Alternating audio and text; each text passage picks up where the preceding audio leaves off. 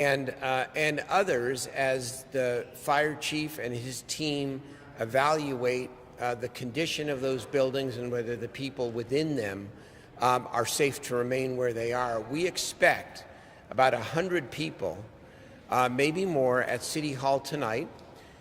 We will help triage them.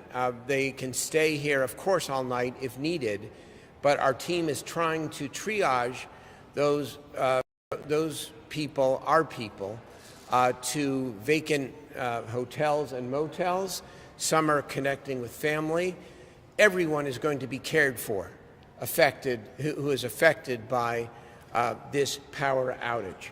And so there's two pieces of this. Number one, we have about 150 people that have already been affected, that are already being moved.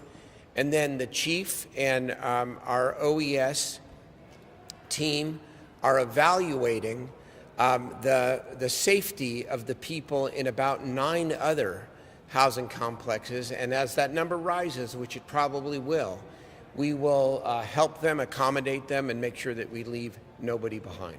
So let me turn it over now to Chief Gary Loge for more detail. Thank you. Good evening. Just to give you a little update on where we are with the fire department and our operations. We started receiving some calls a few hours ago of citizens that were asking to have service and be transported to local hospitals due to the fact they were having problems with their O2 tanks and things like that. Without power properly, you cannot run O2 generating machines or CPAP machines, things like that.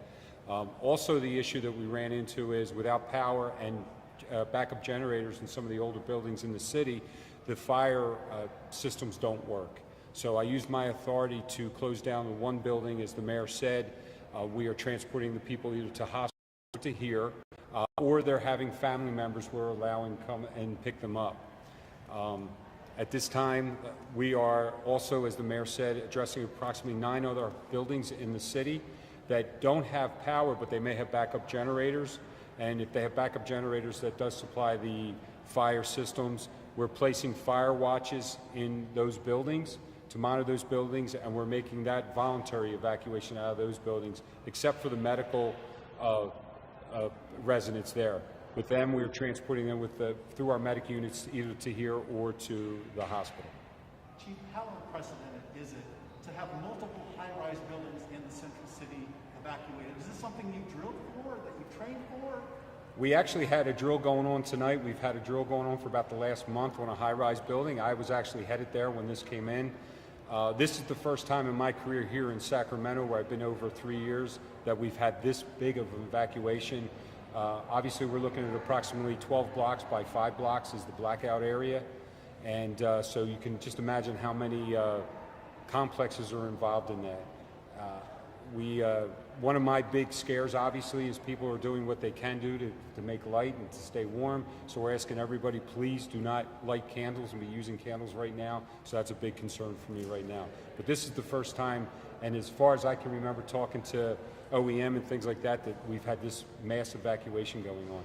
And just for clarification, of the 2 buildings that are on I Street between 6th and 7th, just the one is under that mandatory evacuation right now, or both those towers? Just 626. Okay. It was a building that was built in 1972, did not have the protection system in it that would be backed up by a generator. The other building was built in 83, that does, so we put a fire watch in that building. Approximately 150 people in each of those towers, those 12-story? Approximately, yes. This building here has about 150, that's what the mayor was alluding to. Gotcha.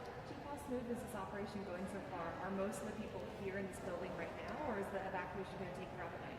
We're going to have the building that I made the mandatory evacuation, we're close to getting completely empty.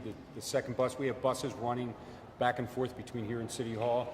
We'll be here a few more hours at least until I can get all my crews that can get into all the other buildings and find out who we have to remove and who can stay and be sheltered in place.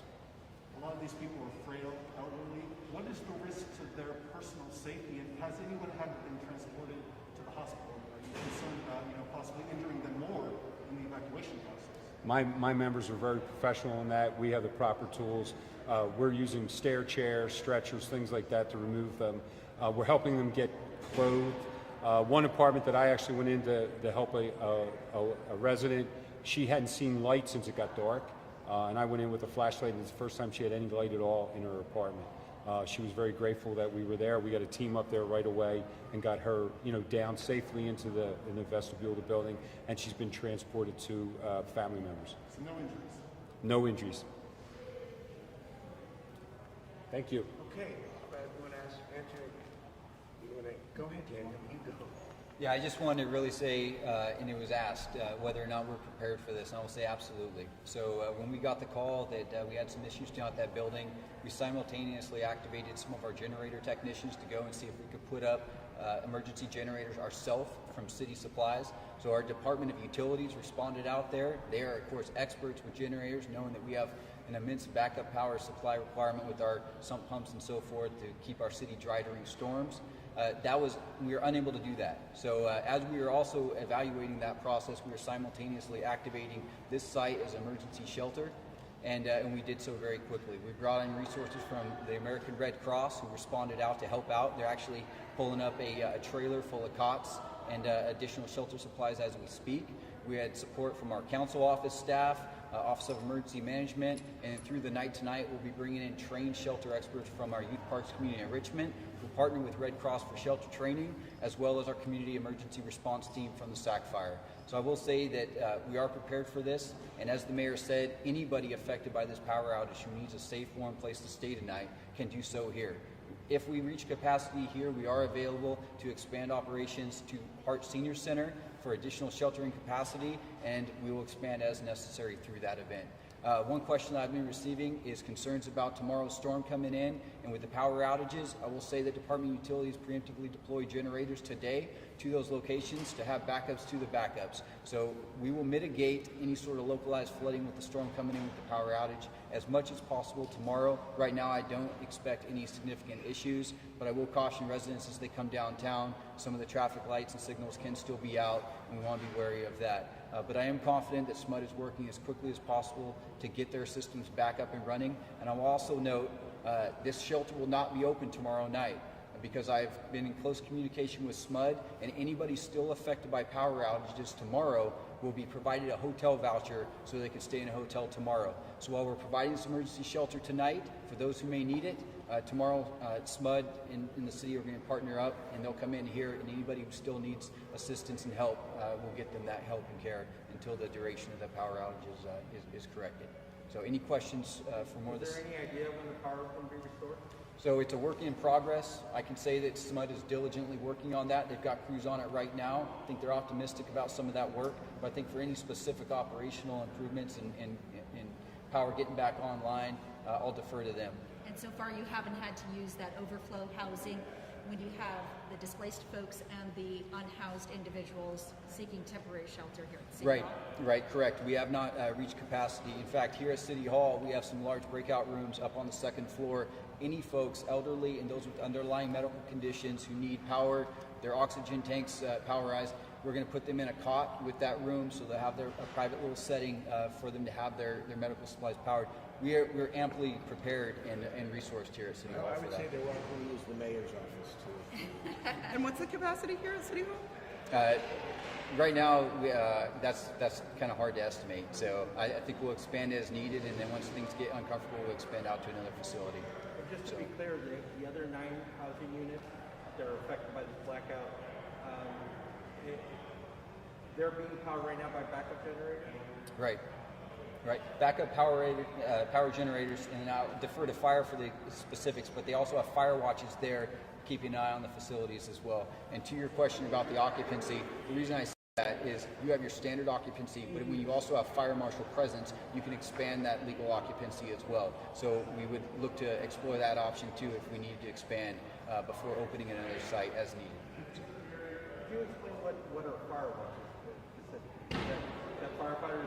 Sure, question of Fire watches? So what Firewatch is we contact the building owners or the management company, and they'll place members throughout the different floors in, and they have to actually walk a beat.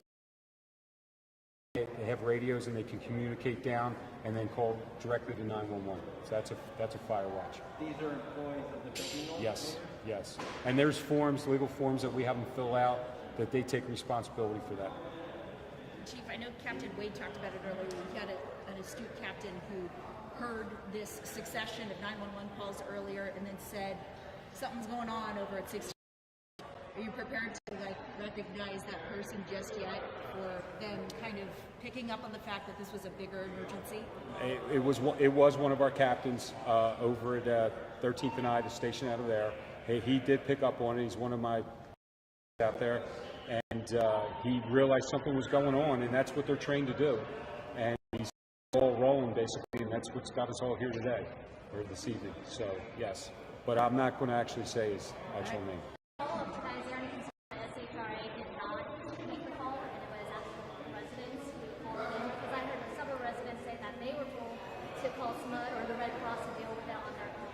So on that, I've had no problem with SHRA. They've been right side by with me the whole time I've been there. They've been more than helpful. Again, it was a captain realizing that we were starting to get an influx of calls coming from this one building. They've been there the whole time, so I have no issue at all. Sure.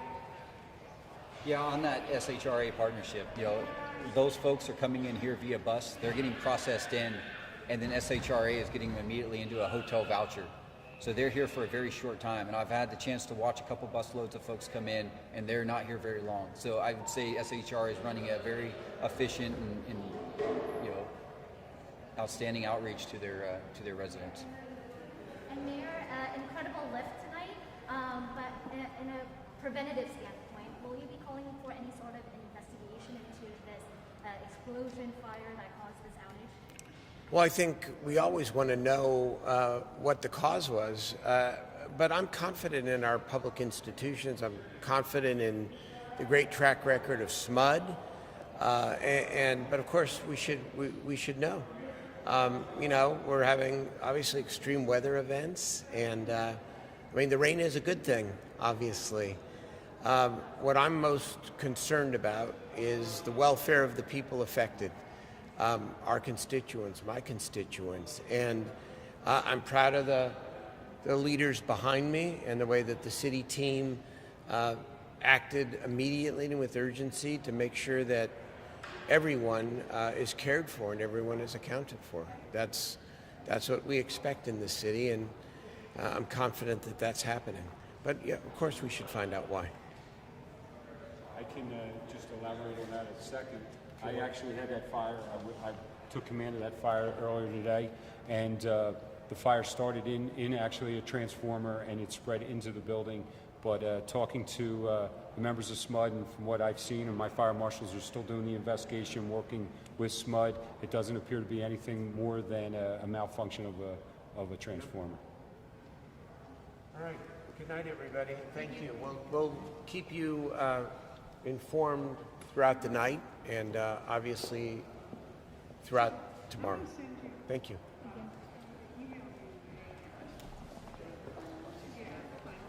If you don't mind using the H Street exit, let's do that. Yeah, no problem. It's Edgewater, not Riverview. Yeah. Okay, I want Yeah. that one's also one of the comments. Oh, thank you, man.